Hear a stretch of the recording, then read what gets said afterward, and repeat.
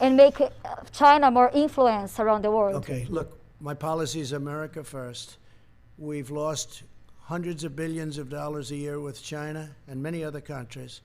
And what we're doing is just handing everybody everything. It's just sad. I've watched it. I've looked at it. We did the U.S.-Mexico. You saw that, USMCA. We made a very fair deal on trade. We had the worst deal ever, right? You know that. We had the worst deal ever, and it replaced that. It replaced that horrible NAFTA deal that was one of the worst trade deals ever made. I'll tell you, the only deal that might be worse is the WTO, World Trade Organization. Maybe worse. OAN, please. Thank you, Mr. President. Your administration has taken tangible steps to ensure that Chinese companies are not taking advantage of our U.S. stock markets, our trade.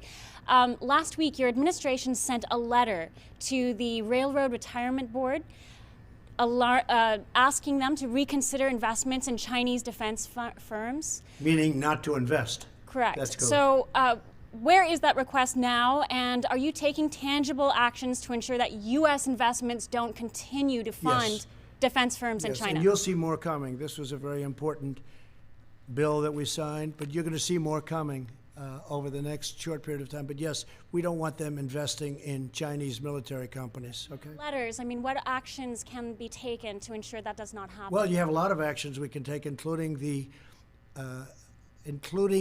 increase. You know, right now people don't know China's paying a lot of tariffs. We made a China deal, and they bought just, I think, the third highest amount of corn ever in world history. They just bought from us the highest amount, which is great for our farmers. But I view it differently than I did before I made the deal. When I made the deal, I thought this was a great deal. After what happened to us, what happened to the world coming from China, I view it much differently. But we can impose massive tariffs on China if we want, and other countries if we want. And we'll see. We just want to be treated fairly.